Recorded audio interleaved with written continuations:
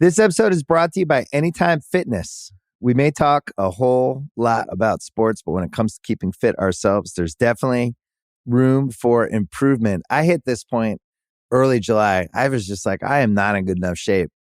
I started trying to walk at least 15,000 steps a day or hiking or just anything to keep my legs moving. Now it's the end of 2023. I feel great.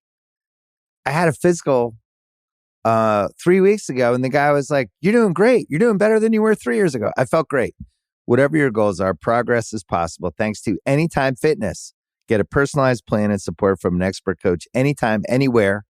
Visit anytimefitness.com to try Anytime Fitness for free. Start to train for your life. Terms, conditions, and restrictions apply. See website for details. This episode is brought to you by Atlassian. Atlassian software like Jira, Confluence, and Trello help power global collaboration for all teams so they can accomplish everything that's impossible alone. Because individually we're great, but together we're so much better. Learn how to unleash the potential of your team at Atlassian.com. Atlassian.com. Atlassian. Tap the banner or visit this episode's page to learn more.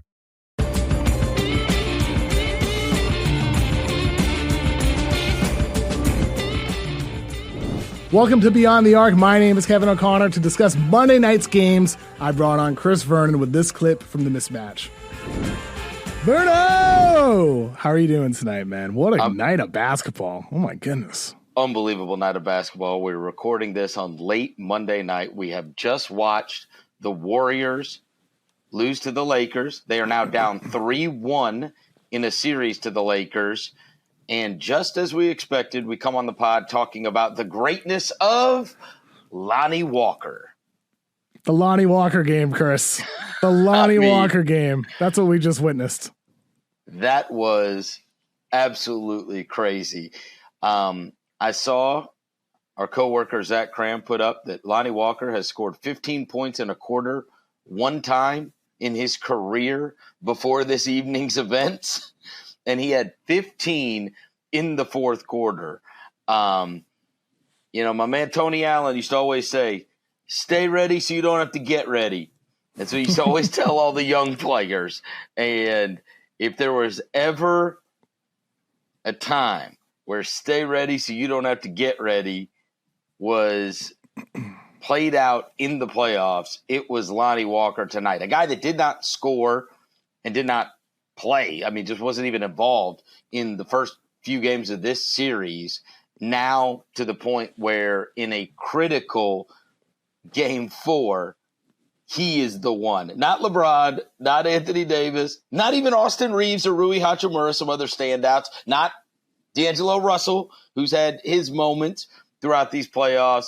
It is Lonnie Walker who steps up and looks like the go-to guy down the stretch. Just incredible. I honestly can't even believe it happened.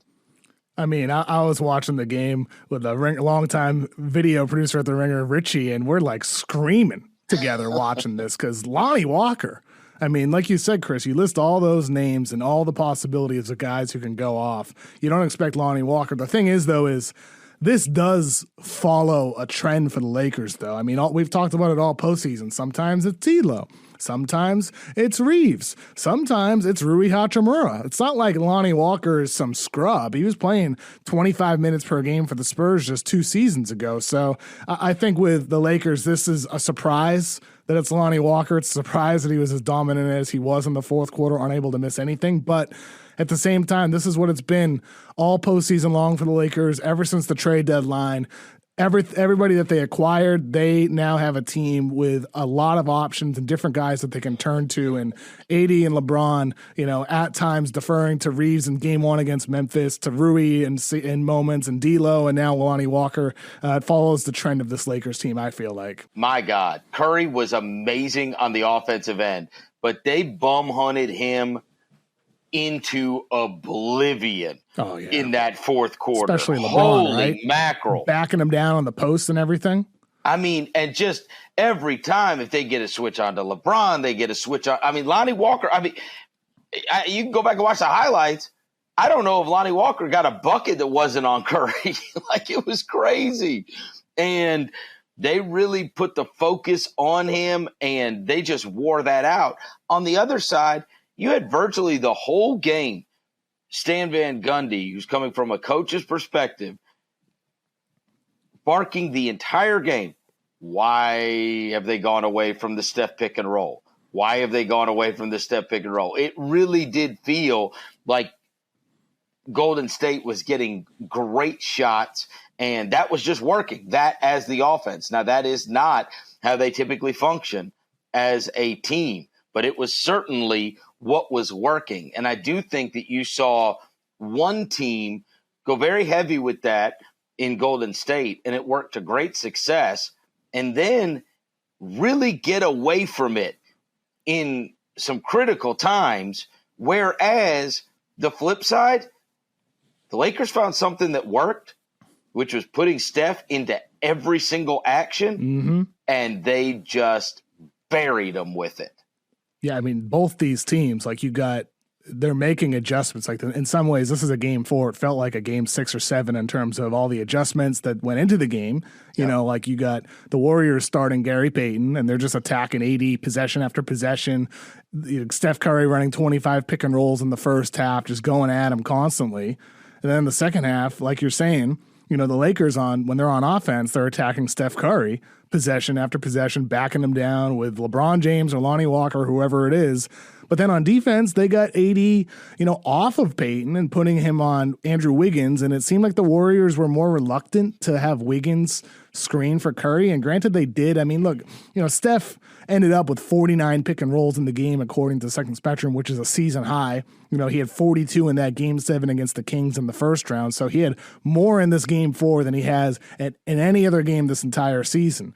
So it's not like they didn't do it. And they did do it 14 times in the fourth quarter.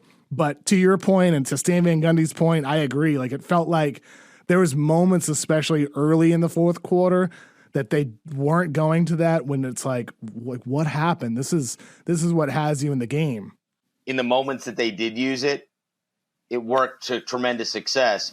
And when they didn't, it stood out so much because they took dog crap shots. Oh, no, their offense fell apart. This is a team that's got rings. They've been in a million big games. They've been in this spot. And the shots that they got down the stretch, the turnovers that they committed were just, that is like first-year playoff team stuff. It was bizarre. Chris, they were Jordan Poole-inspired turnovers. Just oh, my gross. God. How about at the top of the key? How about the one at the top of the key where they just get Moses Moody stuck on an island and they're just covering up? Moses Moody's got a dribble picked up 10 feet beyond the three-point line. He can't find anybody to throw it to. Finally gets it off to Clay, who's got to heave up like a 35-footer, in order to beat the shot clock. And then Clay, who hit the one from the corner, I understand, but had been virtually insignificant all evening. I don't know what the hell that shot he took at 140 was. Oh, the wing 34-footer or something like that from the right wing? Terrible. Oh, no. That was the Moody one. I'm talking about even the next one, the one on the left side where he pulled up. And I'm like, geez Louise. Like, they were just – and then the Draymond turnover, even the Steph turnover after they got the jump ball, just wild stuff that took place. They got a chance to go tie that game. Draymond drives underneath the basket, gets caught up in the air, and just throws it to the other team. They were lucky to get a jump ball out of that. Verno, that play call by the Warriors with 15 seconds left, the one you're talking about when Draymond threw it away, that play call is like it's called Hammer. It's something the Spurs ran a lot over the years. It's called Hammer, and LeBron snuffed that out, calling for the switch. AD switched onto the corner onto Klay Thompson, who was coming off a screen. Pro tip to the Warriors: don't call a play called Hammer against the team coached by Darvin Ham, the guy who created the play and it's named after. Don't do that with 15 seconds left in the game. The Lakers snuffed it out. No big surprise there. Well, and look, the Warriors are right there, had a chance to win that game. Some ridiculous possessions down the stretch. And, I'm trying to collect my thoughts as we just got done watching this game. It's also fresh. But honestly, if I said, who else played well for the Warriors? Curry had this monster night, 31, 14 assists, 10 rebounds. You can't even think of another guy that you thought played well on that team. And his playmaking was just absolutely exquisite. That's just the word that comes to mind. Like, some of the plays he made off the bounce were just absolutely beautiful. But I mean, you're right. Like, just looking down the box score. I mean, but if just thinking about the game, there's nobody that I could say, hey, they played really good. Gary Payton in the first half finishes at the rim. Payton played pretty well. Oh, well, holding his barf into his mouth. Unbelievable play. That was the play of the game. Unbelievable to hold his barf Better than Lonnie in his Walker. Mouth. Better than Lonnie Walker. What's he barfing for that quick? The game just started. Draymond waited until the last play. Barf all over himself. Podcast about that. Oh, poor Draymond. Catching strays from you, Verno. But no, you're right. You're right. Like, Clay, 3 of 11. Wiggins, 6 of 14. I mean, down 3-1 now. Like, you can't bury Stephen Curry and the Warriors until, the series is actually over. But the way this Lakers team, they just feel like LeBron talking after the game, how locked in they are. He sounds the same after this win as he did after game 1. This team is locked in. I think, Darvin Ham, say what you want about him with some of the decisions that have been made over the course of the season, some rotation decisions. I felt like they've pulled a lot of the right strings in this playoffs against the Grizzlies, now against the Warriors, and they're getting, unbelievable contributions. AD in that second half is totally ignored on offense, but I felt like he was exhausted, and it was by design that they moved away from him on offense because they needed him to conserve every single ounce of energy that he could on defense, and he needed it on those plays late in the fourth quarter on the switches against Stephen Curry. I just think the stuff like that, everything we've talked about already, with what the Lakers did, they just feel like a deep team with a bunch of locked-in, motivated players and a staff that's pulling the right strings against this Warriors team that has some flaws that are able to be exploited compared to last runs that they've had in past seasons. I'm absolutely with you on this, and Darvin Ham deserves a tremendous amount of credit because it's not easy to do this, but he'll bail on these guys. Russell ain't got it going, you're not playing down the stretch. Yeah. Vanderbilt, you're not playing down the stretch. 11 minutes for Vanderbilt, and he plays a huge role early in the series. And there's been some really big Hachimura games. You'll play 13, and he ain't taking that many shots, right? 100%. That's not an easy thing to do. Usually these guys just go back to their starters. It's who they trust. It's the unit that's in. And even on the flip side, I'll give Kerr a little credit. He finally just bailed on Poole. Yeah. He finally just said, enough is enough. It's Moody down the stretch. He's a -6 in 10 minutes with 2 turnovers, multiple mistakes on defense. After everything he did last season and the progress that he made, I wrote a whole article about Jordan Poole's progress and made a whole video about Jordan Poole's progress last year. But it feels like ever since he got, in that Boston series in the finals, granted the Warriors win it, Poole was not that effective. They exploited him on defense. Ever since the Draymond punch before the season, this year, on the surface, it's 20 points per game. He's making progress, but the decision-making, the defense, and the streaky shooting, he's just unplayable in the playoffs now for 2 years in a row. He's legitimately one of the worst defenders in the entire league. Awful. Spacey. He doesn't move on ball well. He's just bad in every single category on the defensive end. Going to be a tough contract to trade, too. Woo. Oh, my God. What is he, $140 million over 4 years? Who wants that? Oh, boy. Might have some Gary Payton reactions if you make that an offer on the table. You very well may. Look, they did a decent job. LeBron and AD, they're playing 42, 43 minutes each. Hilariously, with 4 minutes left to go in the 2-point game, LeBron going to the sideline. and then never even sitting down and coming back to the scores table and going right back into the game. Rui Hachimura didn't even get to jog up and down the court because I think it was a dead ball. What was that? Like, did I have adjust no something idea. on the sideline? Like, I just pulled up the. I think maybe he thought they were winning. Yeah, you know? LeBron, and then he LeBron looked up at the James- scoreboard. He's like, "Oh hell, I can't sit down. We're down." He checked out at 6:05 and he checked back in at 5:52.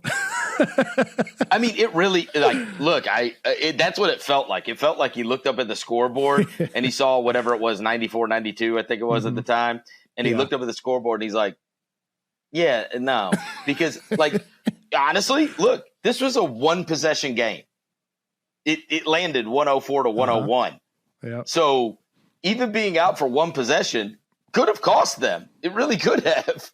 And so he's like, no, there's 4 minutes left to go in the game. I can make it 4 more minutes. Man, that was a great game. I was on the edge of my seat the whole time watching that game. That was just a hell of a lot of fun. That was playoff basketball at its finest, like at its funnest. A lot of sloppy plays, a lot of incredible plays, surprising plays.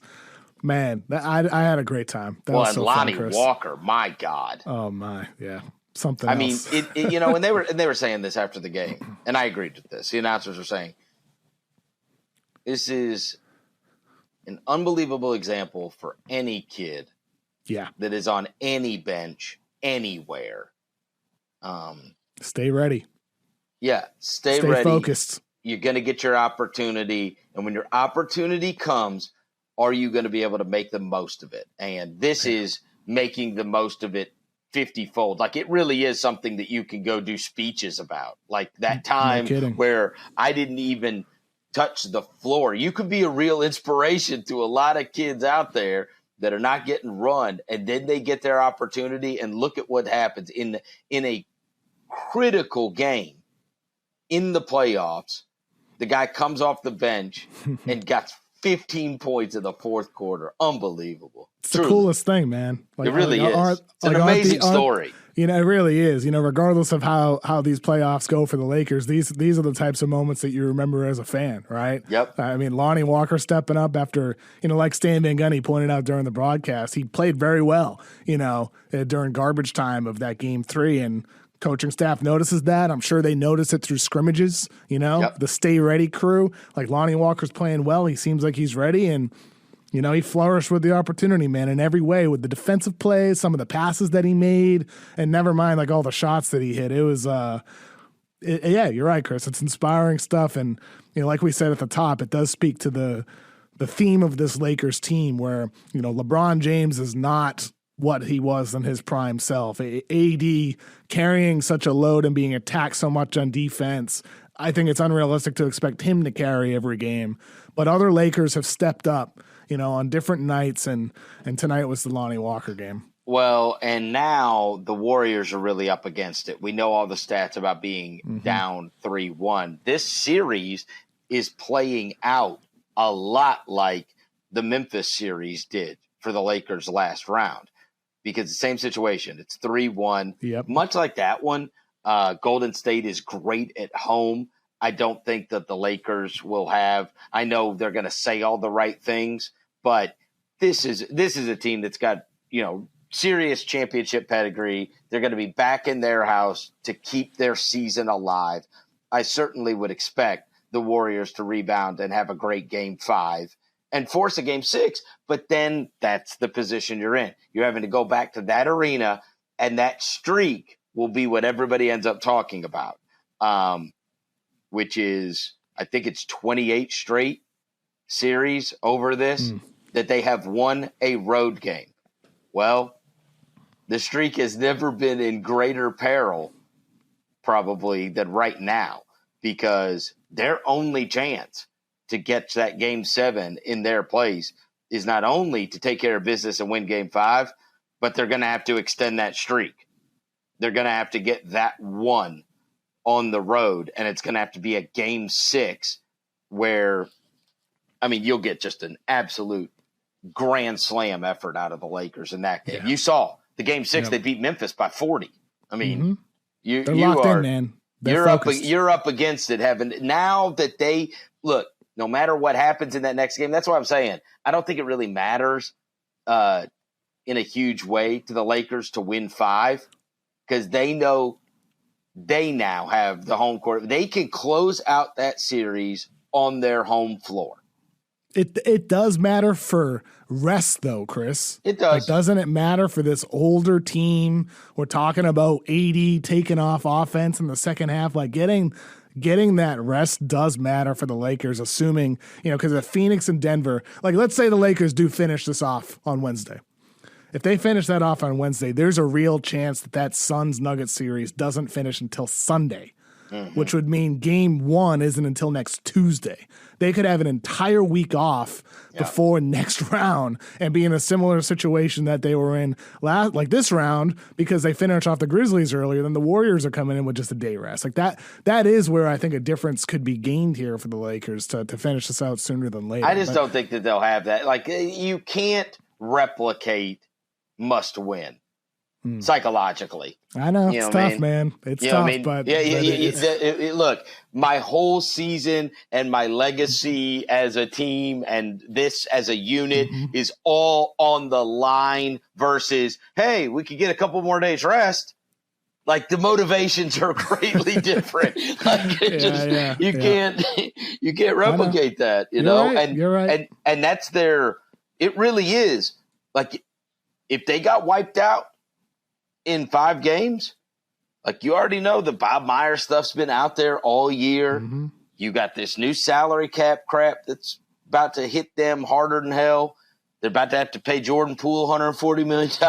Like, there's a lot on the table, man. And Draymond, contract coming up on the wrong side of 30. Granted, he's still a great player. Don't get me wrong, but we've seen what Draymond looks like when he's a little bit out of shape just 2 years ago, right? Yep. Like, didn't we just see that?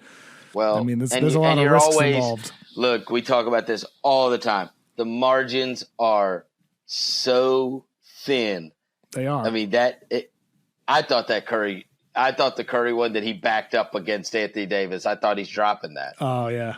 And if he drops that, this whole podcast is about, oh, my God, Steph Curry, the brilliance of Steph Curry. I mean, we're literally – everything changes on a Steph Curry 35-footer. Well, that's the thing, though. Like Steph, in many ways, doesn't he feel greater than ever? At this point, at 35 years old, he comes back stronger, better at finishing at the basket.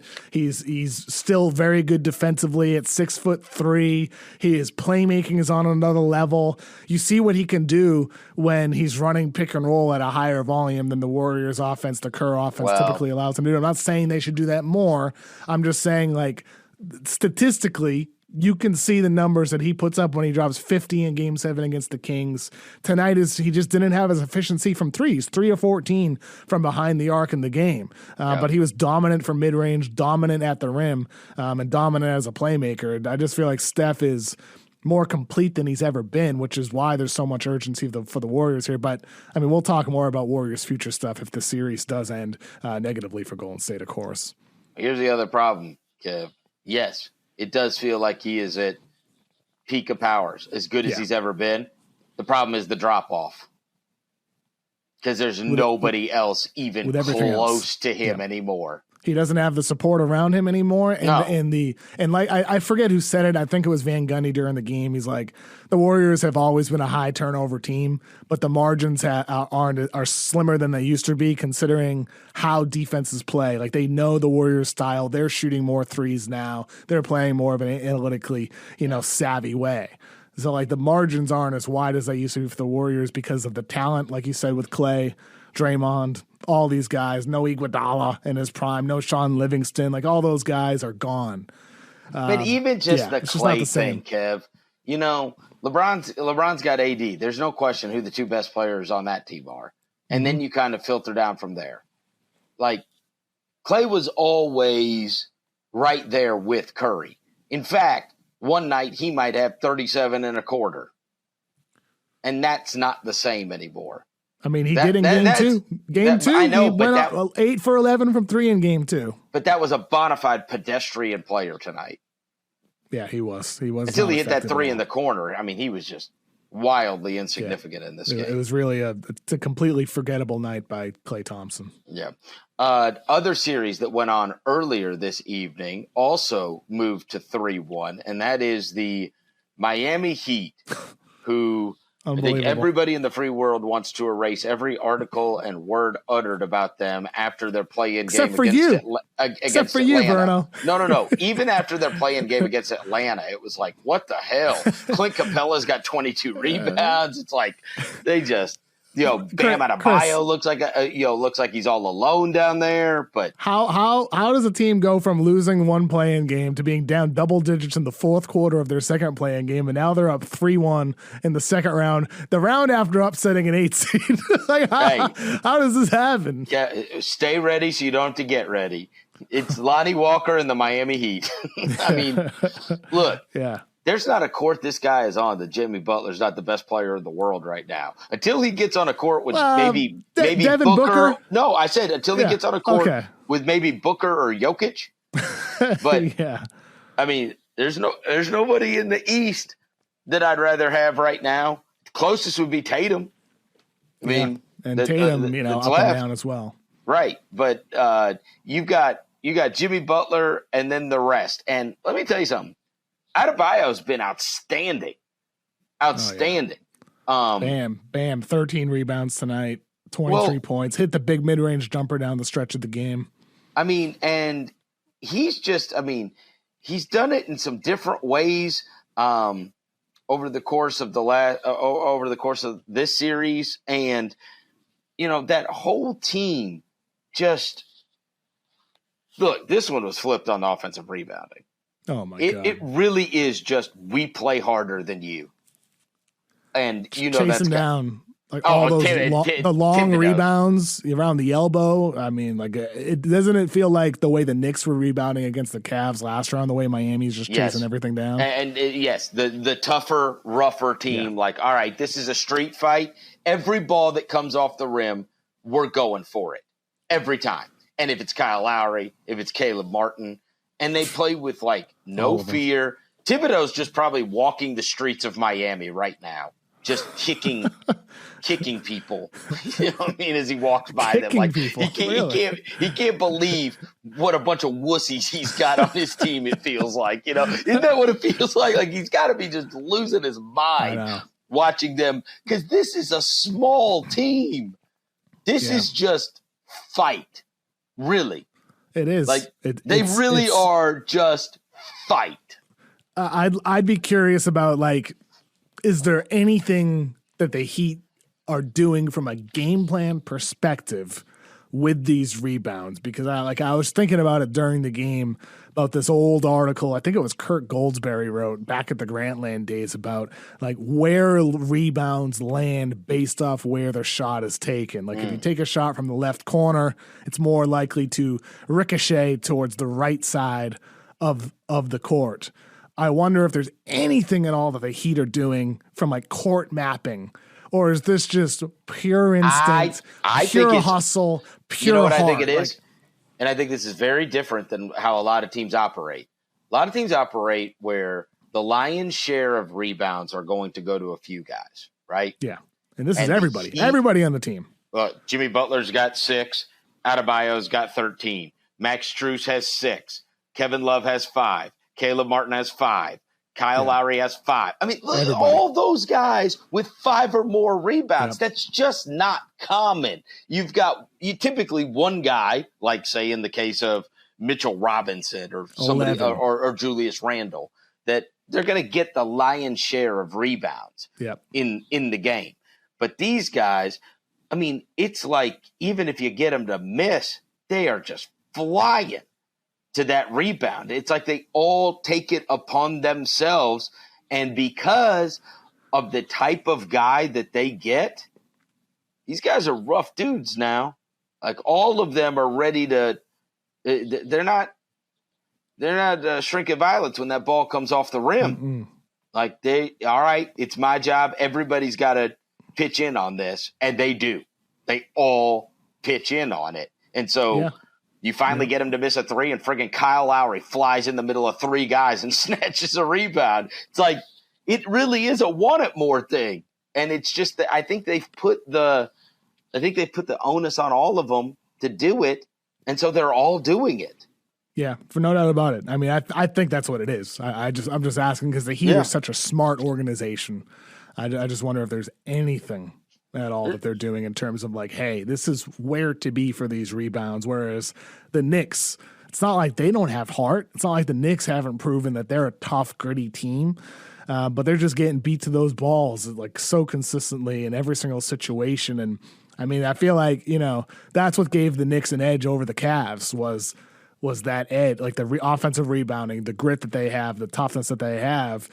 And now against the Heat, they're getting beat there. And the Knicks suddenly, I feel like there's no way they come back from down 3-1 in this series. Jalen Brunson, you got him on defense getting attacked more than he has ever all season. He's such a small target.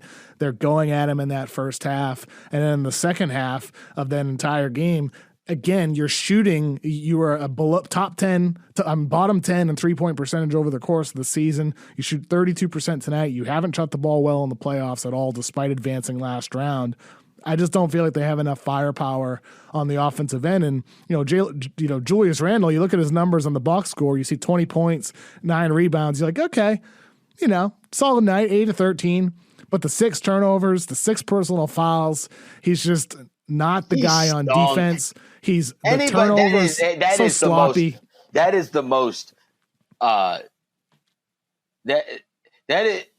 as great of an example of a box score that doesn't tell the story. Yeah. He's an 82-game player is what it appears to be. This is his second playoff where he's been a total dud. He was worse last time than he has been this time, but once again, he is not meeting the expectations that he set for himself after great regular seasons. It's just not. He's just not a playoff guy. Simple as that. Well, and that's the other thing is the difference, Kev, between these teams. His body language, like when things aren't going his way, God.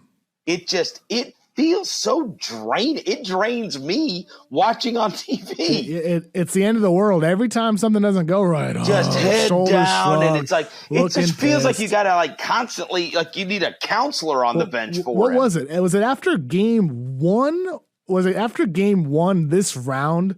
No, he didn't play game 1. No, game 2. Was it after game 2? Whatever. It was like after a win the Knicks had, either against the Cavs or this round. I think it was game 2 then. Yeah. Or after the game, he skipped out on doing media after because he wasn't happy, even though his team won. You remember that? It's like stuff like that. He's just so moody. You just can't trust him. You just can't trust Julius Randle. No. And, and look, Brunson's there for it. Yeah, he's there for it. It wasn't his fault. Can't do it all alone, though.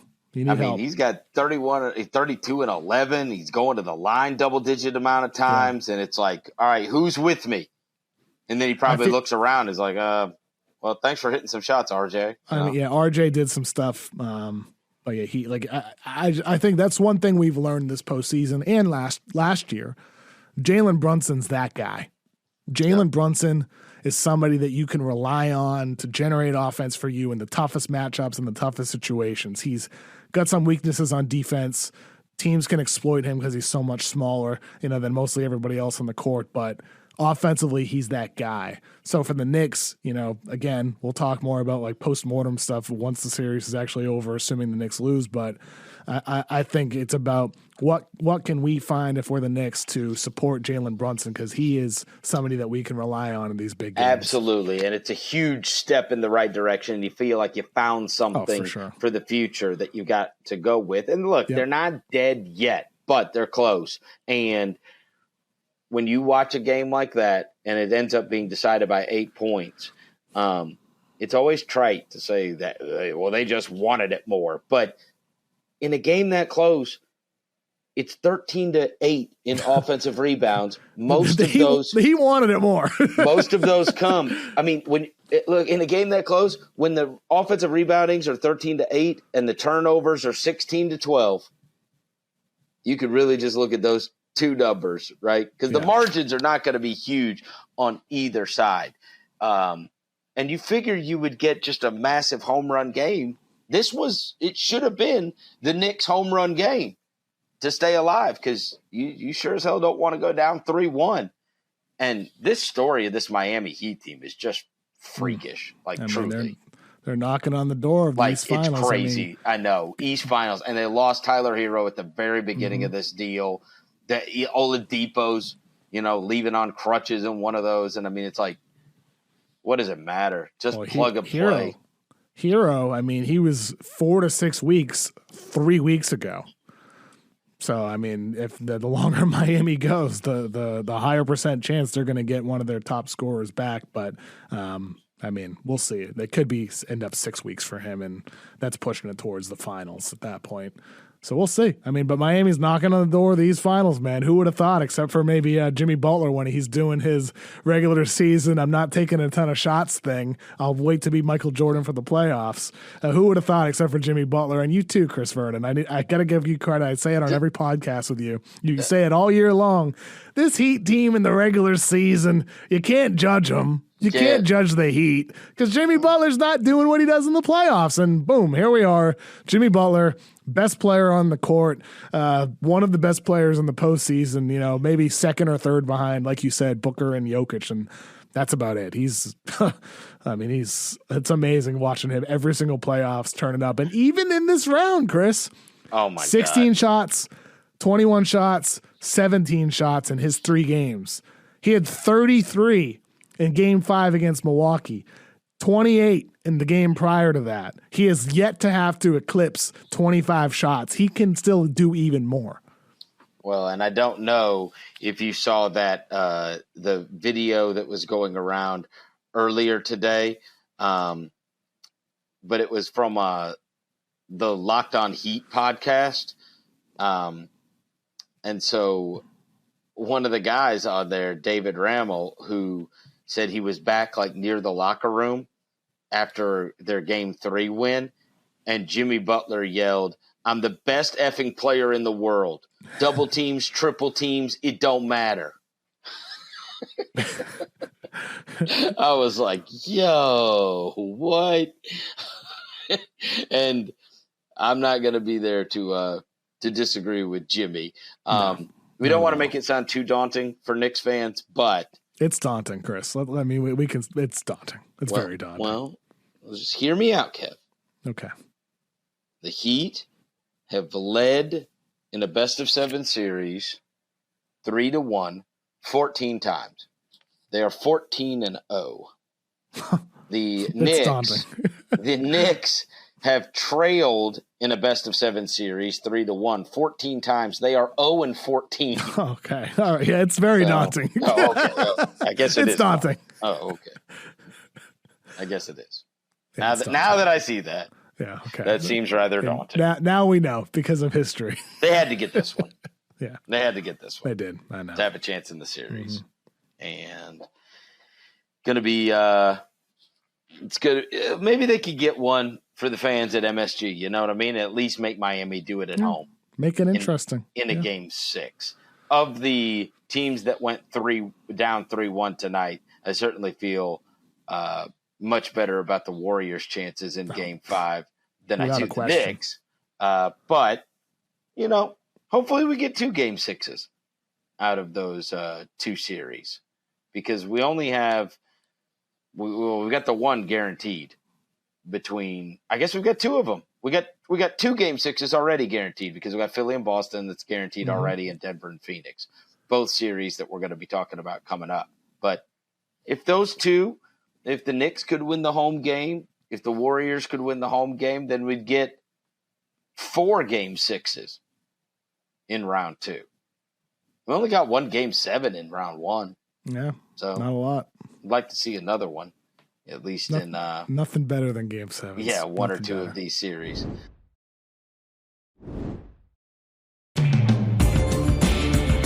Welcome back to Beyond the Arc. Today I want to discuss a team that almost everyone thought would still be playing at this point in the postseason, but isn't, the Milwaukee Bucks, because they represent the uncertainties that the NBA's new collective bargaining agreement will cause. And though they're out, they're the focus of a lot of teams around the league.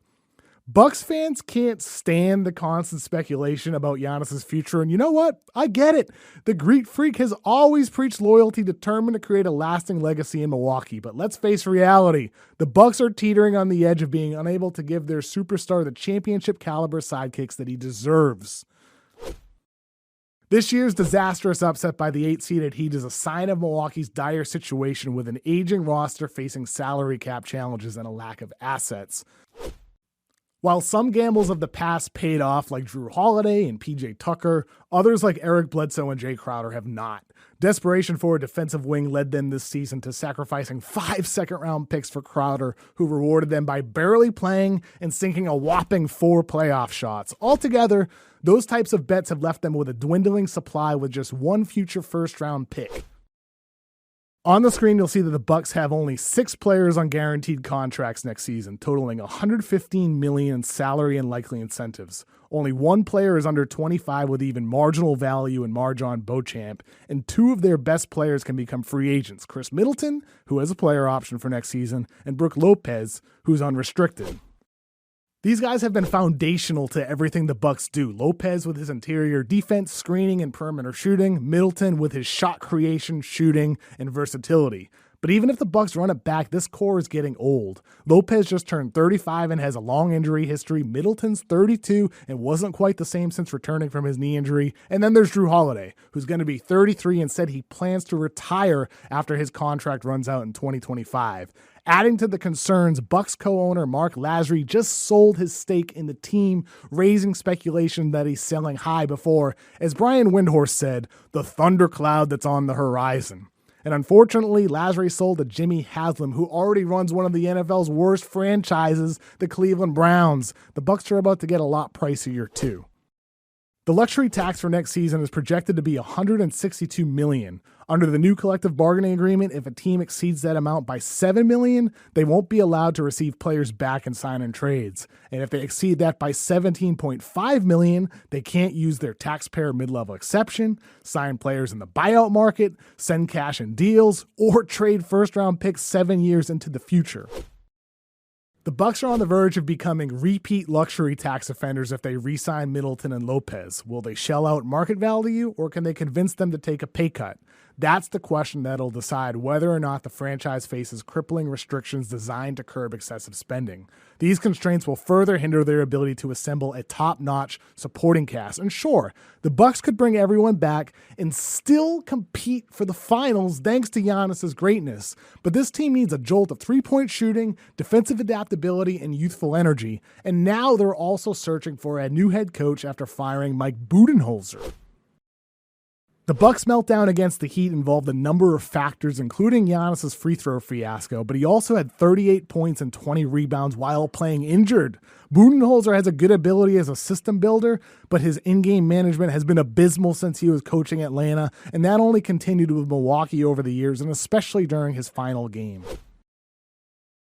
If the Bucks can snag a coach who can actually manage a game, they'll be back in the title hunt next season. As for who the Bucks will target, just last week, the Ringer's Bill Simmons suggested Sixers head coach Doc Rivers could be a target, and Woj suggested they may try to jar loose a coach currently under contract. There's been public speculation that the target is Doc or Ty Lue from the Clippers.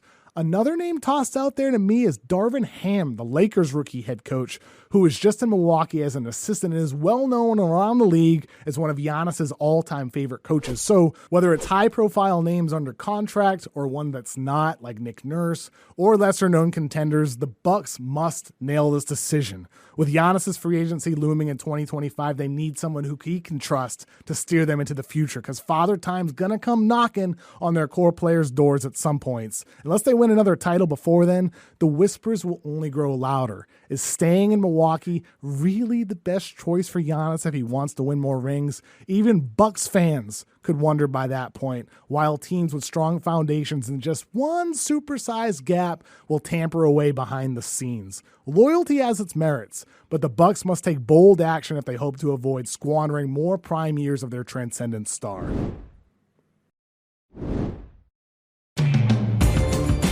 Welcome back to Beyond the Arc to talk about some of the other playoff series and the NBA draft. We're going to go through some viewer-submitted questions, so let's get going with the first one. Hey Kev, I'm a long-time reader of The Ringer. Love the site and your pods. My question is, who do you think is the MVP of the playoffs? That's a good question. It's an easy answer, though. It's Devin Booker. How could it be anybody besides Devin Booker? Through 9 postseason games, he's averaging 36.8 points, 7.4 assists, 5.1 rebounds. He's shooting 65% from 2, 51% from 3, 87% from the line. And this is historical stuff that we're seeing right now. He's one of 3 players in NBA playoff history who's averaging at least 36, 7, and 5 on at least 60% true shooting over any 9-game stretch in postseason history. LeBron James did it twice in 2018 and 2009. Michael Jordan also did it twice in 1989 and 1990. Now Booker's the third, and he's the first to do it over his first 9 postseason games on at least 70% true shooting. I mean, look, Jimmy Butler has been outstanding. His opponent, Nikola Jokic, has been unbelievable. Steph Curry for the Warriors, of course. But Booker, when you factor in volume, efficiency, clutchness, degree of difficulty, and he's playmaking, and he's playing good defense, Booker has been, without a doubt, the best player so far in the postseason. Let's go on to the next question. My dog KOC, how you doing, homie? It's your boy Adam. So the Suns seem way better without Chris Paul. What the hell are they going to do about him when he returns? Yeah, I mean, with Chris Paul, we don't know when exactly he's going to return yet. Seems like it's going to be more Game 6 potentially. I think for the Suns, if he does come back and if he's able to play, you got to bring him off the bench at this point. With Chris Paul, that offense runs slower with him out there than it does with Devin Booker and Kevin Durant and Cam Payne. Look, like Booker, we're witnessing the evolution of his game right now. All the years invested in him when the Suns were not good, it's paying off now with his playmaking ability. So with Chris Paul coming back, I think you got to stagger him and Booker and have him run the show off the bench with Kevin Durant. And plus with Chris Paul's injury history, he's 38 years old, he's injury prone. Maybe if you're playing him for 25 minutes per game instead of 30 plus, or even 20 minutes per game, you can get more out of him in less time. The bigger question with CP3 is going to be, what happens after this season? Because regardless of where this year goes for the Suns, whether they lose in the second round or go all the way, Chris Paul's 38, he's injury prone, past his prime. So if you're the Suns, your team clearly is operating better without him. I wonder if maybe there's a veteran team, a team like the Bucks, the Clippers, the Lakers, or the Mavericks with a Kyrie sign and trade. Maybe they make sense for him, or one of those kind of desperate teams, ready to take a step like the Bulls or the Wizards. Maybe somebody like that would want Chris Paul, but that's a discussion for a different day. But the Chris Paul situation is definitely going to be something we're talking about a lot, starting now in the postseason and then heading into the summer as well. What do we have next? Hi, KOC. My name's Kim. Coming off Harden's amazing Game 4, I'm thinking about how all season on your pod, you talked about how the Harden-Embiid pick and roll struggled against switching defenses. So, how have they performed so far this playoffs? And what's that mean for the series against the Celtics? Anyway, congrats on your show. I'm a really, really big fan. Oh, thank you, Kim. I appreciate that. So let's give some context here first. So the graphic on the screen here, aggressive. This means like a blitz, a trap in the pick and roll, and conservative means more drop coverage, like you see guys like Joel Embiid drop to the paint, or in the case of the Celtics, they have Al Horford who's defending Joel Embiid dropping to the paint. So during the season, that Harden and Embiid pick and roll faced a conservative coverage 81% of the time. They shredded it. They did worse against switching, which was fine. 0.95 points per chance is not terrible, but it's not great. It's not the same as the standard coverage they face. In the playoffs, they're facing switching more often. They're crushing it so far. They're crushing every single style of defense that they're facing, as the numbers show on the screen there. The tough part for the Celtics is, I've been thinking about throughout the series, Harden and Embiid, they've played really well together. They struggled first round, actually, despite how well, winning every game against the Nets. Those guys, they struggled against the switch against Brooklyn. Boston, they have not switched much until that Game 4. They did it 3 times in the game.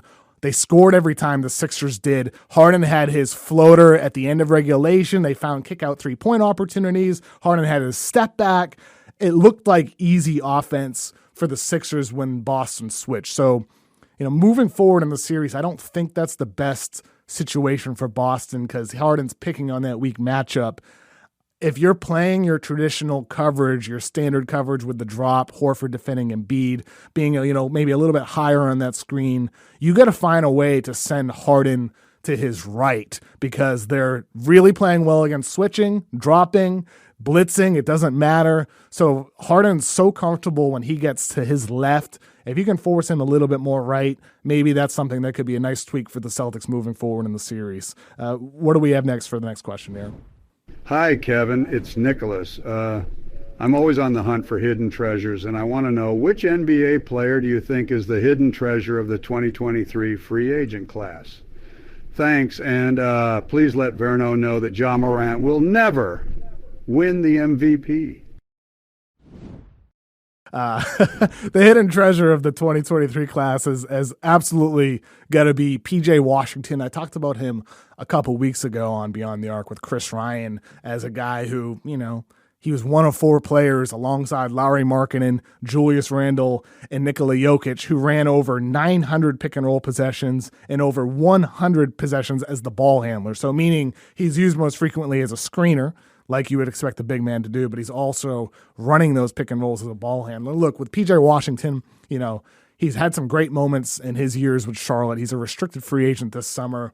I think if you're looking at all of these postseason teams right now, think about him in like the PJ Tucker role next to Embiid. He can either play as a small ball 5 or he can play as the 4. In Boston, he could play with Horford. He could play next to Rob Williams. Put him in Denver. He can play next to Jokic because he can space the floor from 3. Or he could be in that Jeff Green role and play some small ball 5 next to Aaron Gordon. PJ Washington, his defensive versatility, his lineup flexibility, his ability to, play in different styles of offense, to me, like, I like to imagine guys in playoff situations, and PJ Washington seems like somebody who could be, really like a steal this offseason for a contending team ready to take the next step. What do we have for the next question here? Hi, Kevin, it's David. A quick query for you. In the animal kingdom, the wise old elephant is known for guiding and protecting its herd through vast landscapes, sharing its experience and knowledge with the younger generations. If Victor Wembanyama were to be taken under the wing of a seasoned NBA player or coach, who do you believe could serve as his wise elephant, imparting invaluable wisdom to help him reach his full potential on the basketball court? I mean, there's a lot of great fits for Wemby, David, in this, upcoming draft. Utah, they have the 9th best odds. They're the team that comes to mind first when you consider the fact that you got, Will Hardy, a great first-year head coach who maximized a bunch of young players, a guy in the front office like Danny Ainge, who has, been a mentor for a lot of young players over his time in Boston and now with the Jazz. They have a good young core. They don't have like a lot of veterans, that type of mentor that you're referring to there. I don't think you're going to get that on a lot of these young teams. So I'm thinking more about like culture and fit. The Jazz, to me, stand out as the best fit overall for Wemby, but teams like the Spurs with Popovich, that stands out. If you're thinking about, a team that's currently in the top 3, those tanking teams between Detroit, Houston, I think Detroit, maybe they make a lot of sense as well with Cade Cunningham and all their guards, but we'll see what they actually end up doing at head coach. That changed that decision as well. What's our next question? Hi, it's Joe from Scranton. As a proud American, I love seeing our athletes represent our country. But it's also inspiring to see folks like Joker and the Greek Freak and Embiid come over here and become stars. Besides Wemby, are there any other overseas players coming to America this year? Yeah, Joe, we have a handful, actually. None are going to be top 10 like Victor Wembanyama, but Ryan Rupert, who's a French prospect, a versatile wing, he's playing right now in Australia. Now, I'm going to restart that, sorry. Yeah, Joe, we have nobody else going in the top 10 in all likelihood who's an international prospect like Wemby, but Ryan Rupert, he's a French prospect, like a long-armed wing, a tough, gritty defender. He's playing in New Zealand right now in the NBL. He's a guy to keep an eye on. James Nagy had a great conversation with J. Kyle Mann on the Ringers NBA Draft Show a couple weeks back, talking about Nagy as a guy who could be kind of like the next Jalen Duren. If you're familiar with his game with the Pistons, Duren is a athletic, rim-running, rim-protecting center. Nagy could make sense as somebody there. And then you get like a Sidi Sissoko, another French prospect playing in the G League this year. Versatile player, ball-handling forward. I like him a lot. So we do have a handful of international prospects coming out this year, and a good amount of French guys too.